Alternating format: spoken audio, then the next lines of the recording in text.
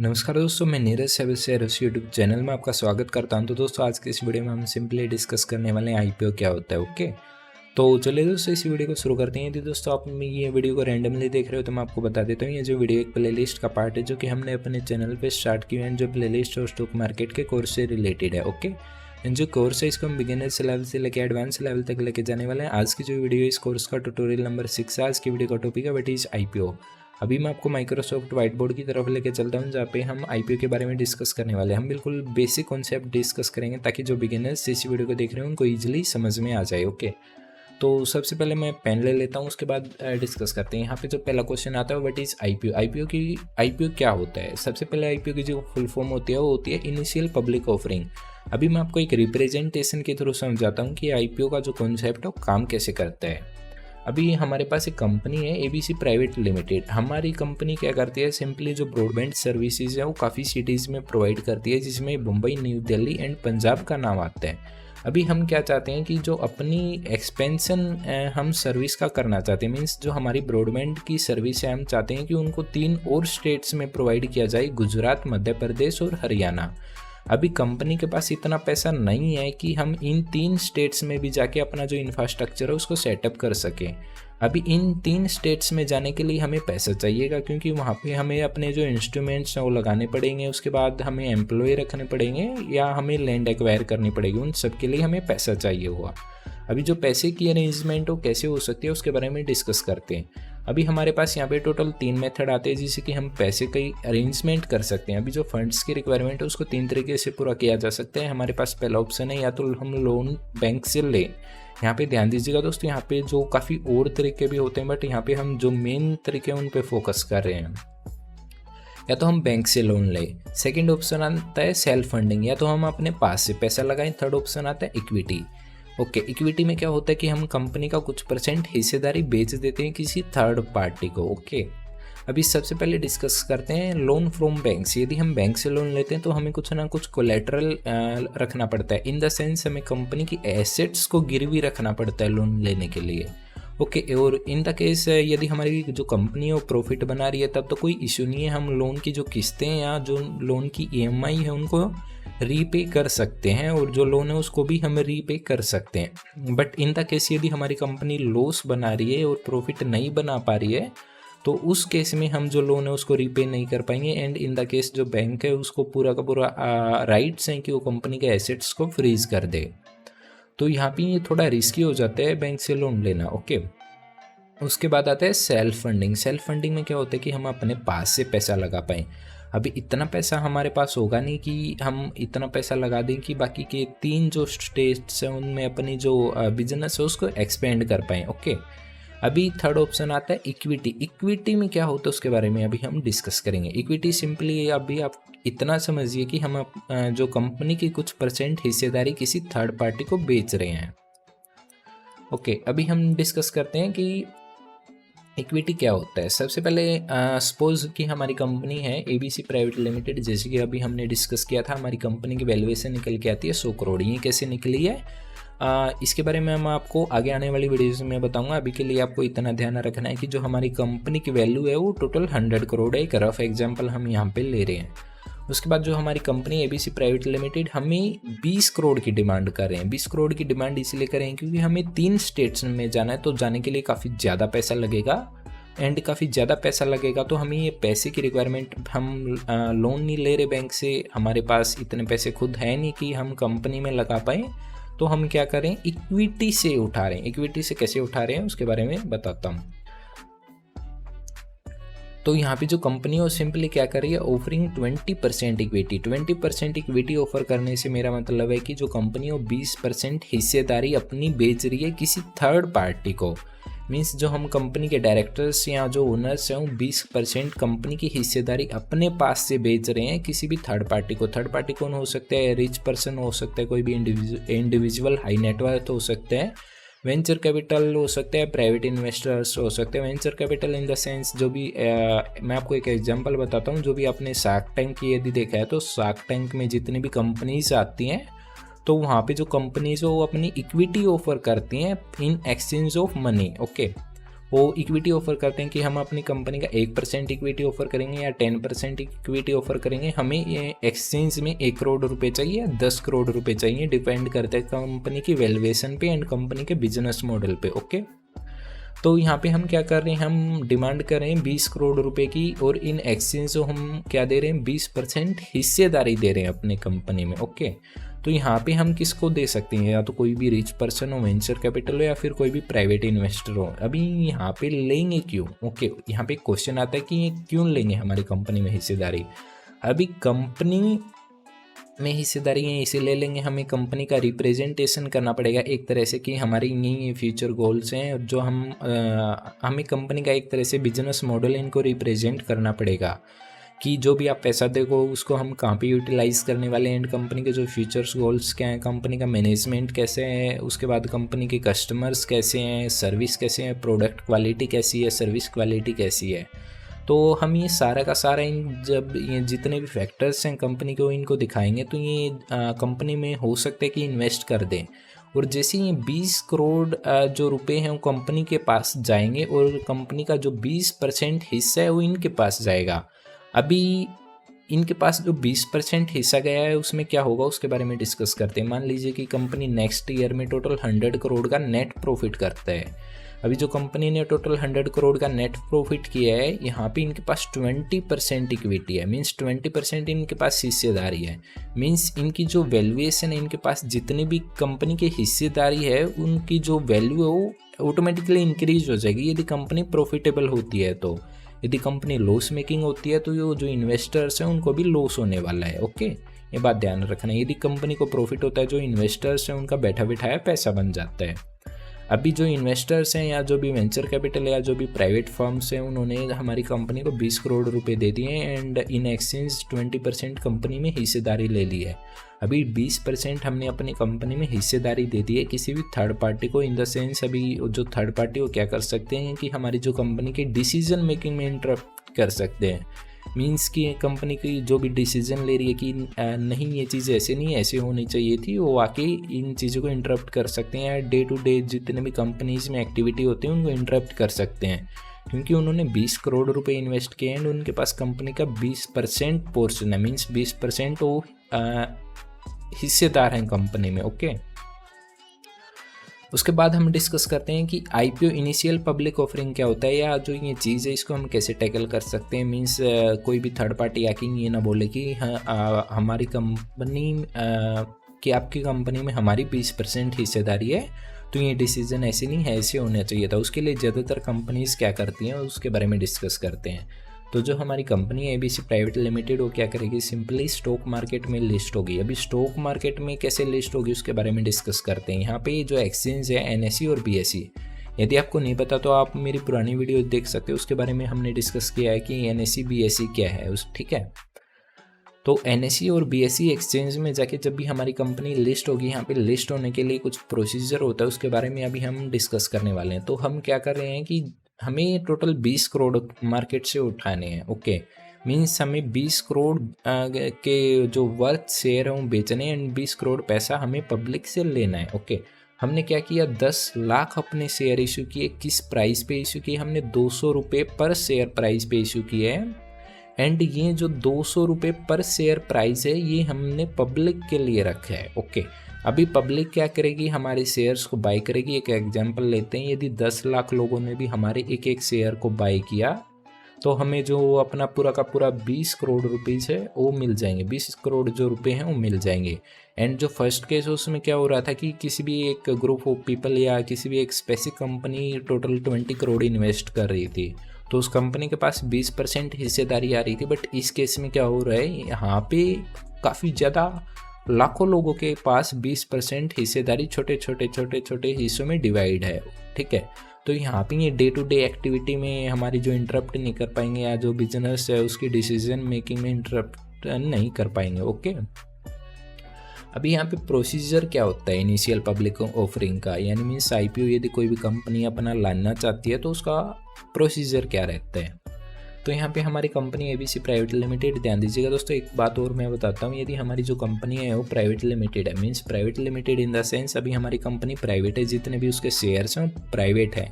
हम उनको पब्लिक में जाके नहीं बेच सकते। यदि हम पब्लिक में जाके बेचते हैं तो हमें लिस्ट होना पड़ेगा, और हम लिस्ट हो चुके हैं। और लिस्ट होने के बाद हमारी जो कंपनी हो प्राइवेट लिमिटेड नहीं रहेगी, हमारी कंपनी हो जाएगी ABC लिमिटेड। ओके, यहाँ पे ध्यान दीजिएगा दोस्तों, जितनी भी पब्लिक कंपनी है उनके पीछे लिमिटेड लगता है। ऐसा जरूरी नहीं है कि जितनी भी पब्लिक कंपनीज हों स्टॉक मार्केट में लिस्टेड हों ही। ओके, अभी जो प्रोसीजर रहता है उसके बारे में डिस्कस करते हैं। प्रोसीजर क्या रहता है, सबसे पहले कोई भी कंपनी किसी भी मर्चेंट बैंक को चूज करती है। मर्चेंट बैंक कौन होता है? ICI bank, bank of Baroda, SBI bank.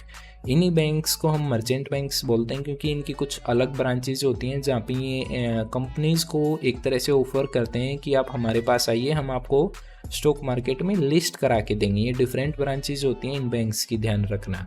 अभी जो ये मर्चेंट बैंक है, जैसे इनके पास कोई भी कंपनी आती है, सबसे पहले कंपनी का एलिजिबिलिटी क्राइटेरिया चेक करते हैं। एलिजिबिलिटी क्राइटेरिया मीन्स क्या? जब ये स्टॉक एक्सचेंज में लिस्ट होना जा रही है तो मिनिमम NSE में यदि कोई भी कंपनी लिस्ट होने जा रही है तो उसकी जो मार्केट कैप है वो 10 करोड़ होनी चाहिए। ओके, यदि आपकी जो 10 करोड़ कंपनी की मार्केट कैप नहीं है तो आप BSE एक्सचेंज के SME बोर्ड के थ्रू जा सकते हो। ओके, स्मॉल मीडियम एंटरप्राइज एक डिफरेंट बोर्ड है BSE एक्सचेंज में, उसके थ्रू आप जा सकते हो। वहाँ पे आपको ओनली 3 करोड़ की मार्केट कैप आपकी जो कंपनी है उसकी होनी चाहिए। यदि आपको इसके बारे में ब्रीफली जानना है कि कैसे जो इनका एलिजिबिलिटी क्राइटेरिया क्या है, तो मैं लिंक ये NSE का और BSE का दोनों एक्सचेंज का वीडियो के नीचे डिस्क्रिप्शन में डाल दूंगा। ठीक है, आप ये रीड कर सकते हो कि इनकी जो कंपनी है, जो भी कंपनी है, यदि उनको एक्सचेंज में लिस्ट होना है तो उनका क्राइटेरिया क्या है। अभी मैं आपको एक रफ आइडिया दे रहा हूँ कि यहाँ पे NSE में लिस्ट होने के लिए जो कंपनी का मार्केट कैप है वो 10 करोड़ होना चाहिए। एंड जो यदि 10 करोड़ नहीं है तो BSE के SME means small medium enterprise board के थ्रू कोई भी कंपनी BSE एक्सचेंज में लिस्ट हो सकती है। उसका मार्केट कैप 3 करोड़ से ऊपर होना चाहिए बट। ओके, ये बात ध्यान रखना। उसके बाद ये जो मर्चेंट बैंक है, ये सिंपली क्या करता है, कंपनीज की बैलेंस शीट हो गया, P&L स्टेटमेंट हो गया, बुक हो गया, ट्रैक रिकॉर्ड्स हो गया, उसके बाद sales, business structure etcetera. Means ये कंपनी का पूरा एक फॉर्मेट चेक करता है। मीन्स कंपनी की सारी चीज़ें यहाँ पे चेक करता है मर्चेंट बैंक अच्छे से। ये क्यों चेक करते हैं उसके बारे में डिस्कस करेंगे। अभी जो मर्चेंट बैंक वो कंपनी की सारी चीज़ें चेक करते हैं, जैसे कस्टमर विजन, उसके बाद कस्टमर प्रोडक्ट क्वालिटी क्या है, फ्यूचर प्लान्स क्या है, गुड मैनेजमेंट, कंपनी के अंदर मैनेजमेंट कैसा है, उसके बाद क्लियर रिकॉर्ड, कंपनी के पास सेल्स वॉल्यूम कैसी है, रॉ मटेरियल कहाँ से परचेज करते हैं, एंड कंपनी का बिजनेस मॉडल क्या है, पैसा कहाँ से आता है, कहाँ पे जाता है, कैसे एक्सपेंस होता है, नेट रेवेन्यू क्या है। ओके, तो इन द सेंस जो मर्चेंट बैंक है वो कंपनी की हर एक डिटेल्स को चेक करता है। क्यों चेक करता है उसके बारे में डिस्कस करते हैं। अभी जो स्टेप 2 आएगा उसमें क्या आएगा, जो मर्चेंट बैंक है, हम मर्चेंट बैंक के पास जाना होता है IPO लाने के लिए। ओके, मर्चेंट बैंक क्या करेगा, हमारी कंपनी को स्टॉक मार्केट में लिस्ट होने की जो रिस्पॉन्सिबिलिटी है उसके बाद मर्चेंट बैंक की होगी। तो यहाँ पे सबसे जो पहला प्रोसेस आता है वो आता है due diligence and filing. Means यहाँ पे जितने भी कंपनीज की सारी वेरिफिकेशन हमारी इस स्टेज में होती है। उसके बाद होता है अंडरराइटिंग। अंडरराइटिंग में क्या होता है, यहाँ पे जो मर्चेंट बैंक को रिस्पॉन्सिबिलिटी लेता है, यदि हम 20 करोड़ का IPO ला रहे हैं, क्योंकि हमारी कंपनी की वैल्यूएशन 100 करोड़ थी तो हमें 20 करोड़ की फंड चाहिए, तो मीन्स हम 20 करोड़ का IPO ला रहे हैं। तो 20 करोड़ का जो IPO ला रहे हैं, यदि जो आम जनता है या जो मार्केट है, मार्केट में लोगों ने हमारी जो 20 करोड़ के IPO को नहीं खरीदा, मीन्स ओनली 10 करोड़ का ही बिका या 15 करोड़ का ही बिका, तो जो बचे हुए पैसे वो कौन बियर करेगा, वो मर्चेंट बैंक बियर करेगा। इन द सेंस हमें तो पूरा पैसा मिलने वाला है, मर्चेंट बैंक को जितना भी पैसा हमारा बच जाता है, यानी जो भी बियर नहीं होता आम पब्लिक से, वो मर्चेंट बैंक बियर करेगा। इन द सेंस यदि पब्लिक ने 10 करोड़ के शेयर ही खरीदे, या जितने भी इंस्टीट्यूशनल बैंक्स होते हैं उन्होंने हमारे IPO में ओनली 10 करोड़ का ही इन्वेस्ट किया, तो बाकी के बचे हुए 10 करोड़ कौन इन्वेस्ट करेगा, मर्चेंट बैंक। इसलिए मर्चेंट बैंक सारी की सारी चीज़ें चेक करता है कंपनी के बारे में। उसके बाद filing of draft red herring prospect. इस डॉक्यूमेंट में एक तरह का डॉक्यूमेंट होता है जो कोई भी कंपनी फाइल करती है स्टॉक एक्सचेंज में लिस्ट होने से पहले। इस डॉक्यूमेंट में बेसिकली कंपनी क्या लिखती है उसके बारे में डिस्कस करते हैं। इस डॉक्यूमेंट में कंपनी बताती है उसका पूरा का पूरा बायोडाटा, मीन्स कंपनी कब रजिस्टर हुई थी, उसके बाद कंपनी का रजिस्ट्रेशन ऑफिस कहाँ है, ब्रांच कहाँ पे है, उसके पास कितने एम्प्लॉय हैं, फ्यूचर्स का क्या विजन है, उसके बाद मैनेजमेंट कैसा है कंपनी का, जो कंपनी के पास पैसा आ रहा है वो कहाँ से आ रहा है, किस सोर्स से आ रहा है, कितने सोर्स हैं, उसके बाद एक्सपेंस क्या है कंपनी का, उसके बाद प्रोडक्ट क्वालिटी कैसी है, सर्विस क्वालिटी कैसी है, उसके बाद जो कंपनीज़ के पास कोई डेब्ट लाइबिलिटीज़ तो नहीं है, कंपनी के पास एसेट्स कितनी है। यहाँ पे इन द सेंस कंपनी का पूरा एक बायोडाटा होता है उस ओके। एंड इस बायोडाटा के तहत, इस बायोडाटा को देखकर हम ये अंदाज़ा लगा सकते हैं कि कंपनी के आईपीओ में इन्वेस्ट करना ठीक रहेगा या नहीं। कंपनी की यहाँ पे कुछ जो प्रीवियस ईयर्स हैं उनकी अर्निंग भी यहाँ पे होती है, तो हम इसको डॉक्यूमेंट को देख सकते हैं। बेसिकली सेबी की साइट पे अवेलेबल रहता है। ओके, सेबी मीन्स क्या होता है? सेबी एक रेगुलेटरी है जो कि मार्केट को रेगुलेट करता है। अभी के लिए आपको इतना ध्यान रखना है। उसके बाद ये प्राइसिंग कैसे होता है? मीन्स जो भी हम आईपीओ ला रहे हैं, आईपीओ इन द सेंस मान लो कि हम 20 करोड़ का आईपीओ ला रहे हैं, तो जो 20 करोड़ का आईपीओ लाएंगे मीन्स हम 10 लाख शेयर मार्केट में उतार रहे हैं। अभी जो 10 लाख हम शेयर उतारेंगे उनका प्राइस कैसे होगा? ओके, तो हमारी कंपनी की वैल्यूएशन निकल के आई थी 100 करोड़। 100 करोड़ में से हम 80% मीन्स 80 करोड़ तो जो ओनरशिप वो अपने पास रखना चाहते हैं, बाकी की 20% कंपनी की ओनरशिप हम पब्लिक में बेचना चाहते हैं। तो इन द सेंस हम 20 करोड़ का आईपीओ ला रहे हैं, तो हम टोटल 10 लाख शेयर इश्यू कर रहे हैं। पर शेयर का प्राइस हमारा 200 रुपये। ये 200 रुपये कैसे निकल के आया उसके बारे में मैं आपको बताता हूँ। यहाँ पे मर्चेंट बैंक एक सेट ऑफ प्रोसीजर या कुछ मैकेनिज्म फॉलो करता है जो कि कंपनी के वैल्यूएशन पे भी बेस होता है एंड कंपनी के काफ़ी फैक्टर्स पे भी बेस होता है कि आईपीओ का प्राइस क्या होना चाहिए। या तो ये फिक्स प्राइस हो सकता है, मीन्स या तो कंपनी का जो आईपीओ फिक्स 200 रुपये पे ही आएगा, या फिर कंपनी का जो आईपीओ है वो एक प्राइस रेंज के अंदर आ सकता है, मीन्स 180 से 200 रुपये के अंदर आएगा। इसका मतलब क्या, आगे आने वाली जो स्टेप है उसके बारे में उसमें डिस्कस करेंगे। ओके, अभी जो फंड्स फ्रॉम आईपीओ से हमें कितना पैसे आने वाला है, मीन्स 10 लाख शेयर हमने इश्यू किए हैं, उसके बाद 200 रुपये पे किए हैं, तो टोटल हमें 20 करोड़ रुपए मिलने वाले हैं मार्केट से। अभी कंपनी के आईपीओ में इन्वेस्ट करता कौन है उसके बारे में डिस्कस करते हैं। सबसे पहले आता है क्वालिफाइड इंस्टीट्यूशनल बैंक्स, मीन्स जितने भी म्यूचुअल फंड वाले बैंक्स होते हैं, यानी जो एसबीआई, आईसीआई म्यूचुअल फंड्स, जो बड़े बड़े बैंक्स होते हैं, सबसे पहले तो वो इन्वेस्ट करते हैं आईपीओ में। यानी जैसी कोई भी कंपनीज का आईपीओ आएगा, मान लीजिए कि 20 करोड़ का आईपीओ आया, तो ये जो बैंक्स हैं ये काफ़ी ज़्यादा हैवी क्वांटिटी में आईपीओ को सब्सक्राइब करते हैं। उसके बाद नॉन इंस्टीट्यूशनल इन्वेस्टर ये होते हैं जो 2 लाख रुपए से ऊपर इन्वेस्ट करते हैं। ओके, उसके बाद आता है retail investor. Retail investor means हम जैसे लोग, यानी जो नॉर्मल पब्लिक है जो भी आईपीओ को सब्सक्राइब करती है, हमारे पास एक लिमिट रहती है कि हम 2 लाख से ऊपर आईपीओ में इन्वेस्ट नहीं कर सकते। यदि हम करते हैं तो हम नॉन इंस्टीट्यूशनल इन्वेस्टर में आ जाएंगे। ओके, एंड यहाँ पे जैसी कंपनी आईपीओ लाएगी तो जो आईपीओ है उसकी मार्केटिंग भी की जाएगी ताकि ज़्यादा से ज़्यादा लोग उस आईपीओ को सब्सक्राइब करें। ओके, और जितने लोग ज़्यादा सब्सक्राइब करेंगे उतना ही जो कंपनी का आईपीओ जो शेयर है उसका प्राइस ऊपर खुलेगा। मीन्स जितना ज़्यादा हम मार्केटिंग करेंगे, जितना ज़्यादा लोगों को बताएंगे, उतने ज़्यादा लोग सब्सक्राइब करेंगे और उतना ज़्यादा हमें लिस्टिंग गेन मिलने का फ़ायदा है। उसके बारे में अभी हम डिस्कस करते हैं कि मैं क्या बात कर रहा हूँ। अभी हम लिस्टिंग प्रोसेस के बारे में डिस्कस करते हैं। ओके, लिस्टिंग प्रोसेस में क्या होता है, सिंपली कैसे लिस्ट होता है कोई भी कंपनी का। सबसे पहले हम ऑफर स्टार्ट करते हैं, मीन्स आईपीओ का एक ऑफर स्टार्ट किया जाता है कि यहाँ पे सबसे पहले कि 1 शेयर नहीं बिकता, 2 शेयर नहीं बिकते, 3 शेयर नहीं बिकते, 4 शेयर नहीं बिकते, 5 शेयर नहीं बिकते।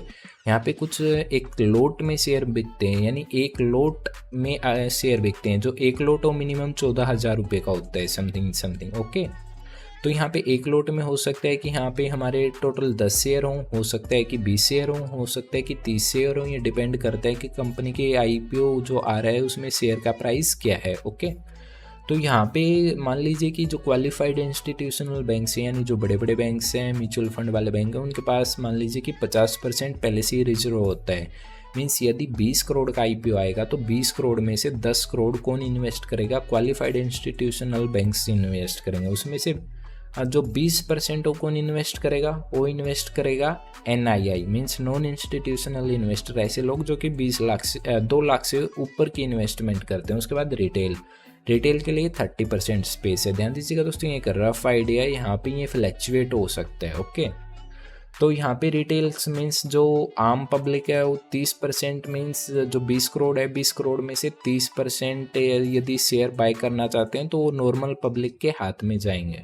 उसके बाद यहाँ पे हमारा जो आईपीओ का साइज जो 20 करोड़ है, तो यहाँ पे सब्सक्राइब फुल्ली हो चुका है। क्यों? क्योंकि यहाँ पे 50% तो हमारे क्वालिफाइड इंस्टीट्यूशनल बैंक्स ने ले लिया, उसके बाद 20% एनआईआई ने मीन्स नॉन इंस्टीट्यूशनल इन्वेस्टर ने ले लिया, एंड बाकी का 30% रिटेल इन्वेस्टर ने ले लिया। यहाँ पे पूरा का पूरा ले चुका है, तो मीन्स सब्सक्राइब हो चुका है हमारा आईपीओ फुल्ली। ये बात आपको समझ में आ गई। ओके, अभी नेक्स्ट जो सिनेरियो उसमें क्या होगा, मान लीजिए कि रिटेल ने भी 30% लिया था, उसके बाद क्वालिफाइड ने 50 लिया था, उसके बाद एनआईआई ने 20 लिया था। यहाँ पे क्वालिफाइड इंस्टीट्यूशनल बैंक से 110.72 टाइम्स ओवर सब्सक्राइब कर दिया। मीन्स यहाँ पे और काफ़ी ज़्यादा बैंक्स आ गए जिनको ये सेम आईपीओ चाहिए। अभी यहाँ पे टोटल 10 करोड़ अवेलेबल है, बट जो डिमांड है वो 20 करोड़ की है। मीन्स यहाँ पे हमारी जो कंपनी है उसका 10 वहाँ पे 50% मीन्स 10 करोड़ के शेयर ही क्वालिफाइड इंस्टीट्यूशनल बैंक्स को दिए जाएंगे, ये पहले से ही डिसाइडेड है।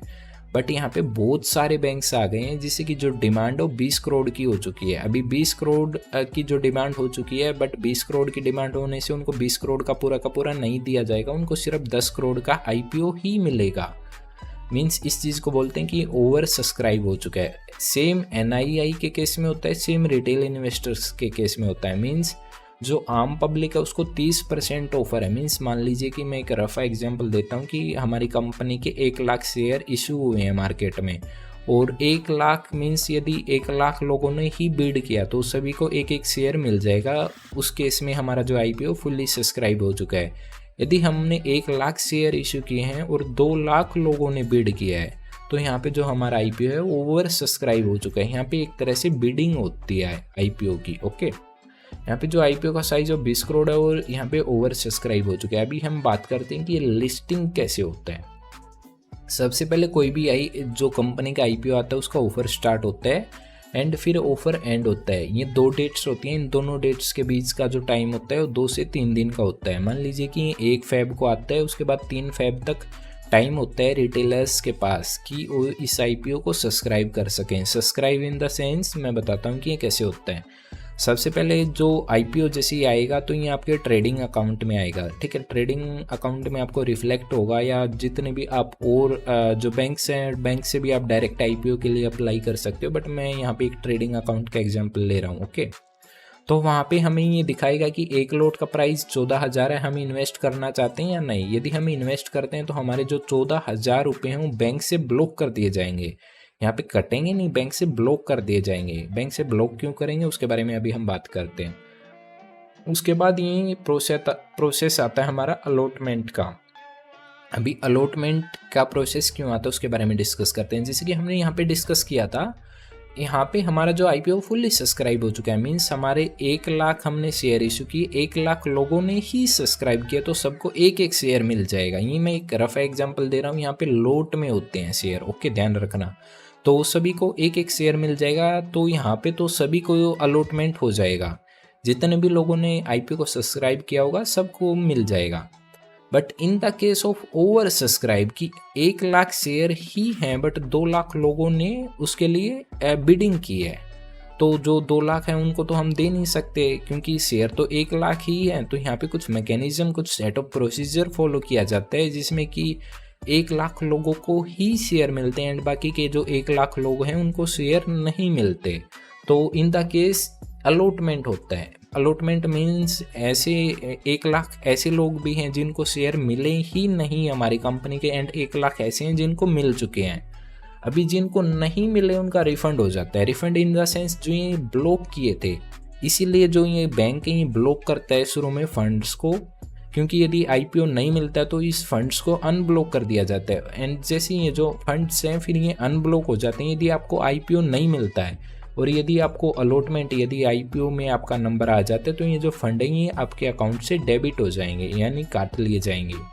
उसके बाद ये रिफंड जैसे ही आपका इनिशिएट होता है आपके बैंक में, तो आपके बैंक में पैसा आ जाएगा क्योंकि आपको आईपीओ मिला नहीं, और ये जो रिफंड है ये पूरा का पूरा आपके बैंक में आ जाता है। उसके बाद डीमैट ट्रांसफर्स मीन्स जिसको आईपीओ मिल चुका है, जिसको आईपीओ में शेयर मिल चुके हैं, मीन्स 1 लाख लोग, वो वाले लोग जिनको कि हमारी कंपनी के शेयर मिल चुके हैं, उनके अकाउंट में उनका जो डीमैट अकाउंट है जिसमें कि हम शेयर्स को होल्ड कर सकते हैं, उनके डीमैट अकाउंट में ट्रांसफ़र कर दिए जाते हैं। उसके बाद आता है लिस्टिंग।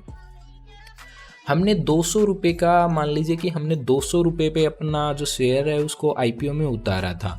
अभी 200 रुपये का शेयर हमने आईपीओ में उतारा, बट यहाँ पे हमारा जो आईपीओ उसकी डिमांड ज़्यादा है, ओवर सब्सक्राइब हो चुका है। डिमांड ज़्यादा है, सप्लाई कम है, तो क्या होगा, इसका जो प्राइस है वो ऊपर खुलेगा, ध्यान रखना। ओके, तो ये प्राइस हो सकता है 220 खुले, 250 खुले, तो ये जितना भी ज़्यादा खुलेगा, मान लीजिए कि ये 50 रुपये ज़्यादा खुला, तो इस चीज़ को बोलते हैं हम लिस्टिंग गेन। ओके, मैं यहाँ पे लिख देता हूँ, इसको हम बोलते हैं लिस्टिंग गेन। तो इसमें किसका प्रॉफिट होगा, इसमें हमारा भी प्रॉफिट होगा, इसमें साथ में जिन जिन लोगों ने 200 रुपये के भाव पे शेयर खरीदा है, एंड जैसे हमारा शेयर लिस्ट होता है, जैसे एक्सचेंज में लिस्ट होता है, मीन्स जैसे ही वो शेयर ट्रेडिंग एप्लीकेशन में शो करता है तो उसका प्राइस 220 शो करेगा या 250, ये डिपेंड करता है कि वो कितने टाइम ओवर सब्सक्राइब हुआ है, एंड काफ़ी और फैक्टर्स पे भी डिपेंड करता है। बट जैसे यदि 220 पे खुलता है तो हमें यहाँ पे 20 रुपये का प्रॉफिट होगा, मल्टीप्लिकेशन इनटू क्वांटिटी। ओके, उसके बाद जैसे ये लिस्टिंग होता है उसके बाद मैंडेट एंड हो जाता है, मीन्स यदि आपको जो शेयर्स हैं वो नहीं मिले हैं तो आपके जो बैंक्स हैं वो आपका जो फंड्स है उसको रिलीज कर देते हैं। उम्मीद है दोस्तों आपको ये जो कॉन्सेप्ट है ये क्लियर हो गया होगा। यहाँ पे मैं एक चीज़ और आपको बता देता हूँ। ओके, तो हम इसको यहाँ पे लेके आते हैं। हमारे पास टोटल जो कंपनी है उसके कितने शेयर थे, 80%। ओके, अभी जो 80% हमारे पास शेयर थे, बाकी के जो 20% वो हमने मार्केट में उतारे। अभी जो 20% हमने शेयर मार्केट में उतारे, हमने 200 रुपये के भाव पे उतारे, और जैसे ये 200 का ओवर सब्सक्राइब होने के बाद मान लीजिए कि 300 हो गया, तो जो ये 100 रुपये का यहाँ पे हमें गेन मिला है, 100 रुपये का हम लिख देते हैं यहाँ पे लिस्टिंग गेन जो हमें मिला है। तो जो हमें ये लिस्टिंग गेन 100 रुपये का मिला है, इससे हमारी जो 80% हमारे पास शेयर है उनका प्राइस भी ऑटोमेटिकली बढ़ जाएगा, यानी हमें बैठे बिठाए प्रॉफिट होगा। तो सेम ऐसे ही इन्वेस्टर का, जैसे कि मैंने आपको पहले केस में बताया था कि जो भी प्राइवेट इन्वेस्टर हैं कंपनी में प्रॉफिट के लिए ही इन्वेस्ट करते हैं, क्योंकि उनको बैठे बिठाए प्रॉफिट होता है। यदि कंपनी ग्रो करती है तो कंपनी जैसी ग्रो करेगी, मान लीजिए कि कंपनी के नेट टू नेट रिजल्ट अच्छे आ रहे हैं तो ये जो 300 रुपये का शेयर है ये 400 भी हो सकता है। जैसे इस कंपनी के शेयर का प्राइस 400 होगा तो उनके पास जितने भी शेयर होंगे, उन्होंने मान लीजिए कि 200 पे खरीदे हैं तो 400 पे बेचेंगे तो उनका डबल प्रॉफिट हो जाएगा। किसी बंदे ने मान लीजिए कि किसी कंपनी के 100 शेयर आईपीओ में खरीदे हैं 200 रुपये के भाव पे, उसके बाद कंपनी ने अच्छा परफॉर्म किया 4 से 5 साल, तो कंपनी के जो शेयर का प्राइस है वो हो गया 400 रुपये। तो जैसे ही ये 400 रुपये होगा तो इसका जो प्रॉफिट है वो डबल हो जाएगा, यानी इसने टोटल इन्वेस्ट किए 20,000, तो इसकी जो अभी वैल्यू हो जाएगी वो हो जाएगी 40,000। ये बात आप ध्यान रखना। तो ऐसे ही कंपनी में इन्वेस्टर्स को प्रॉफिट होता है, ऐसी ही कंपनी में मार्केट में जितने भी लोग इन्वेस्ट करते हैं उनको प्रॉफिट होता है। यहाँ पे ये लॉस भी हो सकता है, मान लीजिए कि कंपनी बैड परफॉर्म कर रही है, कंपनी के क्वार्टर रिजल्ट बेकार आ रहे हैं, कंपनी प्रॉफिट बना नहीं पा रही है, तो यहाँ पे जो ये 200 रुपये का शेयर है ये 100 रुपये भी आ सकता है और हमें यहाँ पे लॉस भी हो सकता है। उसके बाद हमारा जो शेयर है वो कंपनी का जो शेयर है वो लिस्ट हो चुका है एक्सचेंज पे, एंड यहाँ पे जो लोग हैं उनके पास शेयर्स हैं, जो क्वालिफाइड इंस्टीट्यूशनल बैंक्स हैं उन्होंने भी हमारी जो कंपनी में आईपीओ को सब्सक्राइब किया था उनको भी शेयर्स मिले होंगे।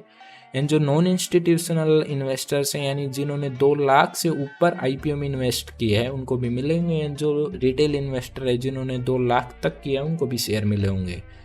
जिनको नहीं मिले उनका रिफंड हो गया होगा। उसके बाद हमारे पास पैसा होगा, जो लोग हैं उनके पास शेयर होगा। अभी यहाँ पे बहुत सारे लोगों के पास आपके 20% कंपनी की हिस्सेदारी है, तो यहाँ पे सारे लोग मिलके आपकी कंपनी के डिसीजन मेकिंग में इंटरप्ट नहीं कर सकते। जैसे कि कोई भी एक स्पेसिफिक बंदा या कोई भी थर्ड पार्टी कर सकता है। यदि आप प्राइवेट एंटिटी रन करते हो, means private limited company run करते हो और 20% हिस्सेदारी आप किसी भी थर्ड पार्टी को देते हो, तो थर्ड पार्टी इंटरप्ट कर सकता है आपके डिसीजन मेकिंग में कि 20% मेरी भी हिस्सेदारी कंपनी में। तो ये चीज़ ऐसी नहीं, ऐसी होनी चाहिए थी, बट यहाँ पे लोग आपको ऐसा कुछ नहीं बोल रहे हैं। ओके, तो आईपीओ का यही कॉन्सेप्ट था जो कि आज हम इसी वीडियो में डिस्कस करने वाले थे। तो उम्मीद है दोस्तों आपको ये जो भी मैंने बताया वो सारा का सारा समझ आ गया होगा।